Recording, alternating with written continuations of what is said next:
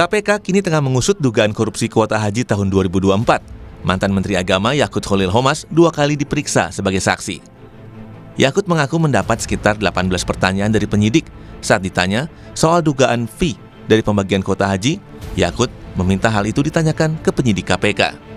Memperdalam keterangan yang saya sampaikan di pemeriksaan sebelumnya, di penyelidikan. Jadi ada pendalaman. Ada berapa pertanyaan di dalam? Insya Allah kalau saya nggak salah ada 18.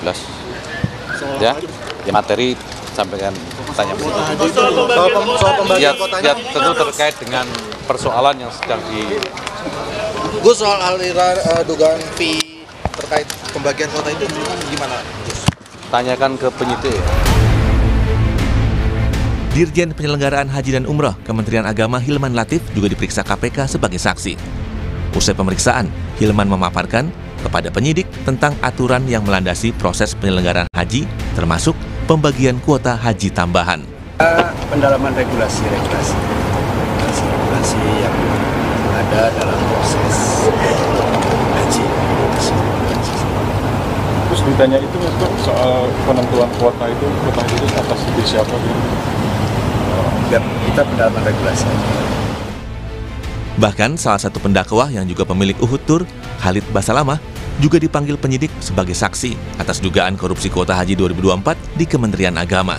Sementara Deputi Penindakan dan Eksekusi KPK, Asep Guntur Rahayu bilang, ada dugaan aliran dana praktik jual beli kuota haji mengalir hingga pejabat level tertinggi. Ini mengalir uangnya sampai ke pucuk. Namanya pucuk ini kalau di direktorat ya ujungnya kan direktur gitu ya. Kalau di kedeputian ujungnya ya deputi gitu. Terus begitu kan. Nah, gitu seperti itu. Ya. Kalau di kementerian ya ujungnya ya menteri. Kalau kementerian kan begitu. Menanggapi dugaan korupsi kuota haji ini, juru bicara Yakut Khalil Qomas, Ana Hasbi, dilansir dari Kompas ID bilang, kalau begitu kami berharap informasi yang disampaikan ke publik agar utuh dan seterang cahaya, demi menghindari prasangka, serta menjunjung tinggi asas praduga tak bersalah. Dan kini, pemerintah resmi membentuk Kementerian Haji dan Umroh di bawah pimpinan Irfan Yusuf dan Dhanil Anzar Simanjuntak. Menteri Haji dan Umroh, Gus Irfan menyampaikan, Presiden meminta agar kementerian baru ini memberikan pelayanan terbaik untuk haji termasuk biaya turun. Beliau menyampaikan apapun yang perlu lakukan untuk memberikan pelayanan terbaik pada jamaah haji kita. Apa yang disampaikan oleh Pak Presiden, penugasan kepada kami sebagai Menteri Haji dan Wakil Menteri Haji untuk Kang Dhanil merupakan amanah dan tanggung jawab yang berat. Saya katakan berat karena 10 bulan terakhir saya tahu persis bagaimana medan haji baik di Indonesia maupun di Saudi. Munculnya kasus dugaan korupsi kuota haji menjadi pekerjaan berat bagi Kementerian Haji dan Umroh yang baru ini untuk diantisipasi agar tidak terjadi kasus yang sama di kemudian hari. Apalagi semua ini menyangkut ibadah bagi umat muslim di Indonesia. Tim Liputan Kompas TV.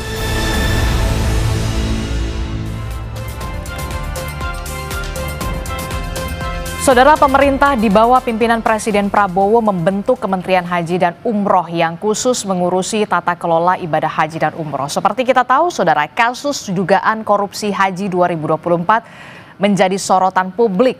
Dan ini tentu saja menjadi PR serius bagi Kementerian Haji dan Umroh yang baru. Lalu pertanyaannya, bagaimana perbaikan layanan haji yang akan dilakukan Kementerian Haji dan Umroh? Pagi ini kita bahas dengan Wakil Menteri Haji dan Umroh, Bung Dhanil Anzar Simanjuntak. Selamat pagi. Assalamualaikum Bung Dhanil. Selamat pagi Mbak Adisti. Waalaikumsalam warahmatullahi wabarakatuh. Hari ini tetap berkereta menuju ke studio Orange Kompas TV. Karena dekat dari Jurang Mangu ke sini hanya 15 menit. Oke, Masya Allah ya. Langsung kan. Pakai kereta, no macet-macet lah ya. No macet-macet. Naik transportasi publik. Nah, ini kan Bung Dhanil kita tahu sebelumnya juru bicara dari Pak Prabowo sebelumnya dan diberikan amanah baru begitu ya menjadi wakil menteri di Kementerian Haji dan Umroh. Tugas berat menanti, PR banyak sekali sudah menanti untuk pelaksanaan ibadah haji dan ibadah haji khususnya di tahun depan. Nah, tapi yang menjadi sorotan adalah soal kasus dugaan korupsi kuota haji. Bagaimana kemudian Bung Daniel dan juga Pak Menteri begitu ya, Gus Irfan memastikan bahwa ini tidak terjadi di bawah kepemimpinan Anda? Ya, jadi Mbak Adisti memang kami punya PR yang sangat berat karena pertama memang harus mengembalikan kepercayaan publik terkait dengan pengelolaan haji dan umroh. Nah, mengembalikan kepercayaan publik itu tidak mudah tentu karena ada record sejarah yang perlu diperbaiki.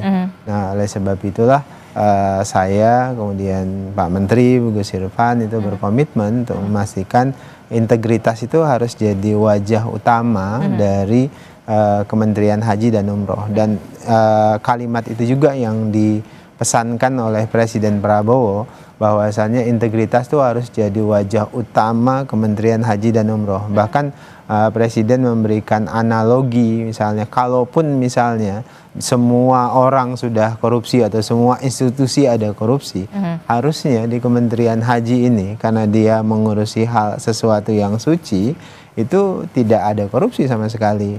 Jadi dipastikan Kementerian Haji adalah kementerian yang dikelola dengan bersih dan tidak mengotori tempat yang suci, istilah Pak Presiden itu. Nah, apa yang harus kami lakukan? Pertama tentu kami melakukan langkah-langkah strategis terkait dengan proses rekrutmen pada saat ini, Mbak Adisti. Proses rekrutmen, proses rekrutmen apa yang kemudian saat ini dilakukan oleh Kementerian Haji dan Umroh? Karena kita tahu ini harus tetap harus cepat untuk tune in lah dalam artian. Ya, betul. Jadi karena Undang-Undang Pasal 8 tahun 2019 dan perubahan ketiga pada saat itu memang mengamanatkan ada migrasi atau pergeseran SDM dan aset dari Kementerian Agama dan Kementerian Kesehatan. Jadi ada dua kementerian yang secara otomatis mengalami pergeseran ke Kementerian Haji. Nah, dalam proses pergeseran itu, migrasi dari dua kementerian ini, kami melakukan assessment, Mbak Adisti, karena tidak bedol desa. Jadi semua misalnya, ini sekarang Kementerian Agama menyodorkan 14 nama, Kementerian Kesehatan menyodorkan sekitar 50 lebih nama untuk pindah ke Kementerian Haji dan Umroh. Nah, prosesnya tidak semuanya kami tampung, tapi kami melakukan proses assessment plus tracking. Tracking ini yang harus rekam jejak. Jadi dengan melibatkan KPK dan Kejaksaan. Oke, melibatkan jadi KPK dan Kejaksaan. Nanti saya sudah bicara dengan Kejaksaan beberapa waktu yang lalu agar berkenan melakukan tracking beberapa nama ya, untuk memastikan mereka tidak terkait dan tidak bersentuhan dengan kasus-kasus korupsi di masa yang lalu. Kemudian dengan KPK nanti kami akan menyetorkan semua nama calon dan bakal pejabat di Kementerian Haji dan Umroh untuk dibantu di tracking, karena kan KPK yang sekarang menangani penanganan kasus kuota dan kasus-kasus korupsi sebelumnya. Jadi dengan begitu itu akan membantu kami untuk memahami rekam jejak masing-masing pejabat yang akan bekerja bersama kami di Kementerian Haji nanti, Mbak Adisti. Luar biasa begitu ya, cukup idenya cukup bagus begitu ya, tidak hanya assessment juga melibatkan KPK dan Kejaksaan. Jadi bisa dipastikan orang yang masuk di Kementerian Haji dan Umroh ini bisa benar-benar amanah untuk menjalankan tugas ini begitu ya, Bung Daniel. Bung Daniel, kalau kita lihat ini kan Kementerian Haji dan Umroh baru, tapi kemudian setiap tahun ibadah haji itu tetap dilaksanakan. Apa perubahan atau dalam tanda kutip prioritas-prioritas yang dilakukan oleh Kementerian Haji dan Umroh, perubahan yang signifikan seperti apa? Ya, sebenarnya kan kami tidak dimulai dari nol seperti semboyannya Pertamina, tapi kami sudah memulai dari awal. Misalnya kan Kementerian Agama sudah 70 tahun melakukan pelayanan terhadap haji. Dan kami punya momentum sebenarnya, Mbak, ketika Kementerian Haji itu dibentuk oleh Presiden melalui Badan Penyelenggara Haji yang saya dan Gus Irfan juga di situ.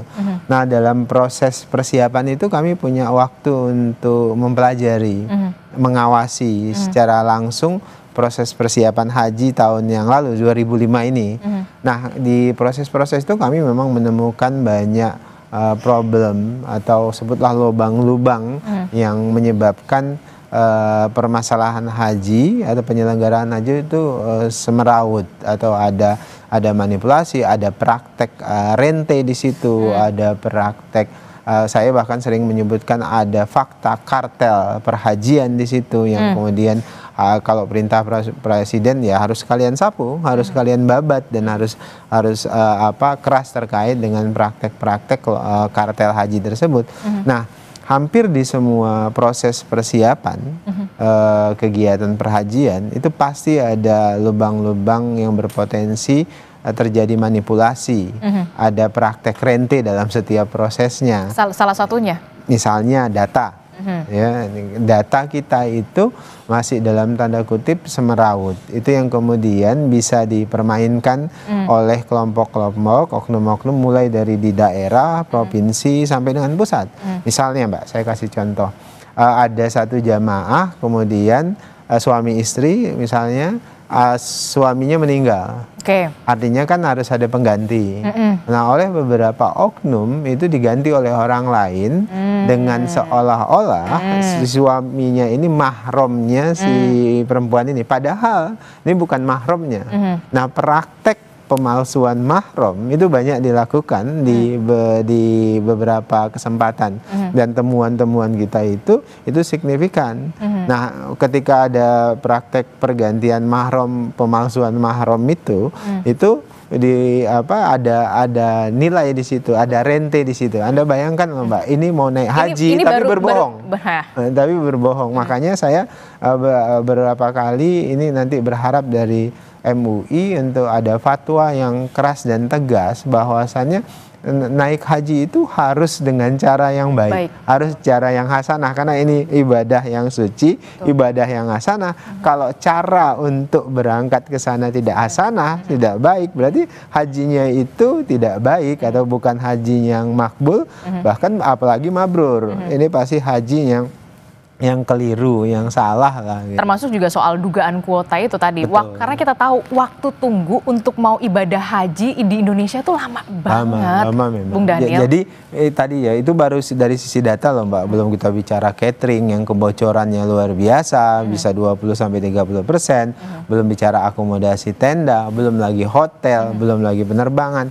Hampir di semua proses itu pasti ada lubang-lubang potensi praktek rente. Nah, di bagian itulah kami berkomitmen untuk memastikan perintah presiden itu kebocoran-kebocoran itu harus segera ditekan. Kalau bisa sampai 0%. Jadi jangan sampai 20-30% itu kan menyebabkan inefisiensi yang luar biasa. Yang dirugikan tuh jamaah Mbak dalam praktek-praktek rente tersebut. Ya itu tadi tugas Bung Daniel dan juga Pak Menteri begitu ya, Gus Irfan cukup berat begitu ya. Bahkan sebelum untuk ke ibadahnya saja sudah harus dibersihkan begitu untuk kebocoran-kebocoran itu. Nah, tapi yang kemudian diperhatikan adalah ada perintah dari Presiden Prabowo Subianto untuk biaya haji lebih turun lagi. Saya belum puas. Mungkinkah itu terjadi? Jadi itu komitmen politik presiden dan perintah itu sangat memungkinkan. Jadi sangat rasional ketika presiden meminta agar BPIH atau biaya penyelenggaraan ibadah haji atau terutama dalam bahasa awam itu ongkos naik haji itu ditekan. Itu sangat memungkinkan Mbak secara politik dan secara ekonomi juga sangat memungkinkan. Kenapa begitu? Pertama, Presiden melihat potensi kebocoran yang sangat tinggi. Tadi saya sebutkan 20 sampai dengan 30 kebocoran. Jadi kalau kemudian kita bisa menekan kebocoran-kebocoran itu, maka kita bisa merasionalisasikan biaya atau ongkos naik haji. Paling tiga berapa persen turun? Nah, kalau kemudian kebocorannya bisa kita tekan sampai dengan 0%, maka kita akan bisa signifikan menurunkan. Tapi dari sisi ekonomi kan memang orang kok banyak yang bilang nggak rasional kalau kemudian ongkos haji diturunkan karena dolarnya justru naik. Kalau tahun lalu tuh standarnya 16.000 per $1. Nah, tahun ini kan 16.500. Jadi asumsinya pasti naik. Ongkos semuanya pasti naik. Nah, tapi dari sisi hitung-hitungan finansial memang terkesan tidak rasional.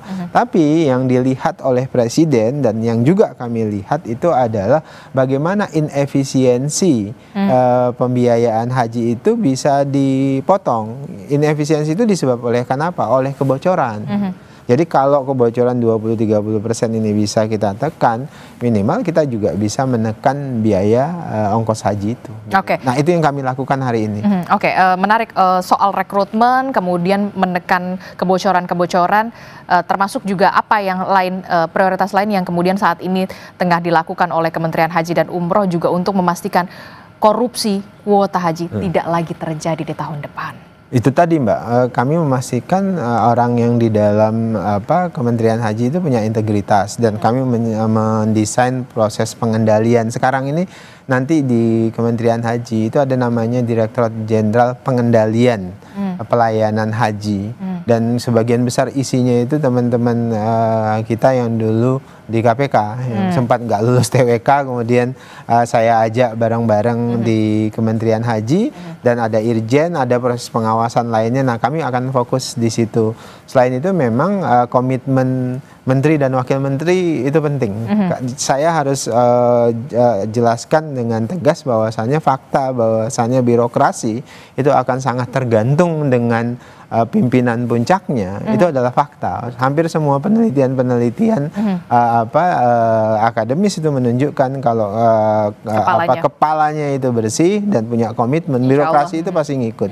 Jadi kami sudah pastikan dengan Gus Irfan tidak ada tekanan ke mereka harus nyetor misalnya ke pimpinan, karena fakta itu selalu ada kan. Dan kita tidak akan kasih target macam-macam. Target yang kita kasihkan kita berikan kepada birokrasi, pastikan semua proses itu clear, bersih dari praktek rente, dari praktek korupsi, manipulasi dan sebagainya.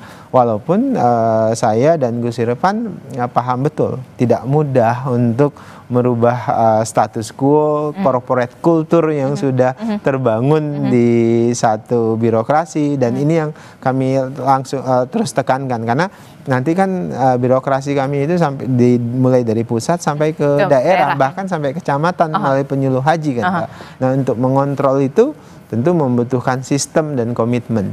Itu yang terjadi pengelolaan manajemen secara perubahan yang signifikan di dalam negeri. Tapi kemudian untuk di pengelolaan haji di Mekah, bagaimana manajemennya? Karena kita tahu kemarin kan sempat ada sistem digital, ya kan? Yang itu kita agak sedikit terkaget-kaget dengan nusuk dan segala macam gitu. Nah, bagaimana pengelolaannya ini bekerja sama juga dengan Kerajaan Arab Saudi? Ya, ini yang memang harus dijelaskan kepada publik. Saya terima kasih kepada Kompas karena memang literasi haji ini masih sangat rendah, Mbak. Karena akhirnya dia kan jadi close market, pasar yang tertutup.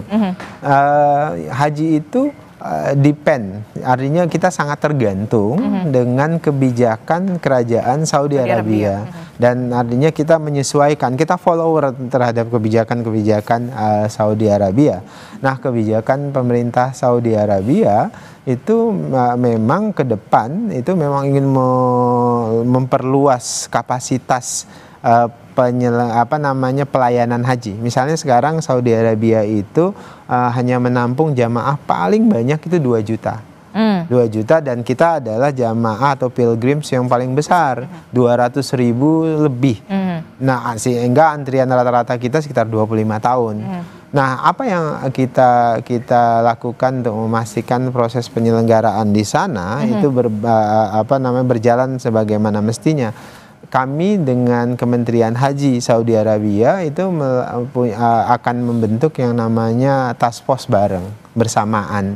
Karena di dunia ini hanya dua institusi, hanya ada 2 Kementerian Haji, yaitu Kementerian Haji Saudi Arabia dan Kementerian Haji Indonesia.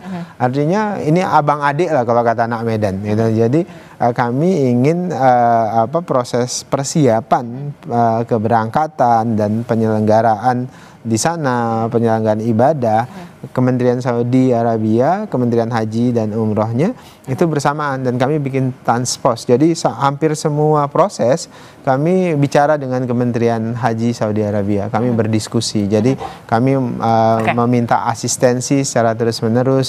Syukur-syukur kita dapat privilege karena memang kita jamaah terbesar, dan kemudian paling secara banyak. Politik juga kita punya hubungan yang sangat baik dengan Saudi Arabia. Kira-kira gitu. Kita berharap tentu saja penyelenggaraan ibadah haji dan umroh di bawah Kementerian Haji dan Umroh sekarang ini bisa lebih fokus, lebih lancar begitu ya, semuanya bisa berjalan dengan baik dan lebih baik lagi pastinya. Terima kasih Wakil Menteri Kementerian Haji dan Umroh Bung Daniel Anzar Simanjuntak sudah mampir ke studio Orange Kompas TV. Sehat selalu. Sama-sama Mbak Andisti, sehat juga. Ya, saudara, informasi penting dan juga menarik lainnya masih akan kami hadirkan.